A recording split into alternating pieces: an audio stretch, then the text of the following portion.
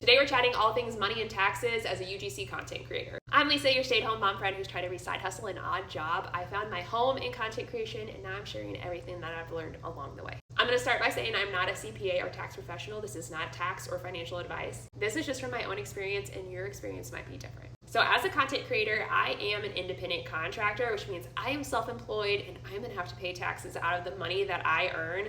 So anytime that I get paid from a brand, I set aside about 30% of that for taxes to cover things like federal tax, state tax, self-employment tax. That one hurts. I put all of that money aside in a high yield savings account so it does earn interest. And then quarterly, I pay my quarterly estimated taxes. It's not as hard as it sounds. And those quarterly estimated taxes are really based on this net income that I think that I will be making for about the whole year. Since I'm self-employed and working on a contract by contract basis, I just have to have like a ballpark idea. It doesn't have to be exact. The great thing is that as a business owner, I can deduct business related expenses from that taxable income to help offset my tax liability at the end of the year. And I just was on a webinar the other week with Cookie Finance. They're an accounting firm specifically for content creators, and they really helped to drive home a lot of the stuff that I always kind of thought, but they just helped me better understand like what all is considered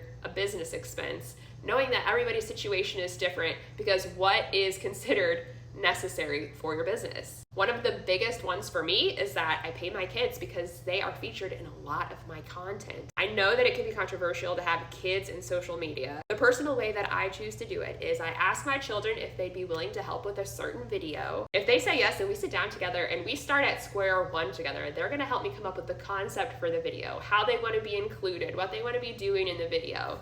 Honestly, some of my best performing videos have been ideas that they had that I would not have thought of.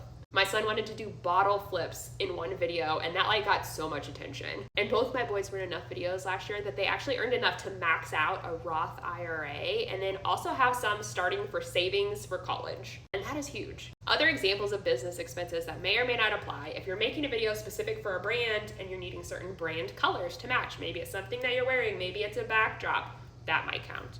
Filming, editing equipment, phone plan. The list is extensive and it can go on and on. But don't be intimidated about having to keep track of your income and expenses. It is as simple as having a Google sheet or Excel spreadsheet. I just have one tab for income and I list it all there with the date, where it's from, the amount. Expenses, same thing. The date, where it's from, what it was used for, and the amount. But it is a necessity to have a separate bank account and credit card for business only. I'm cheering for you, friends.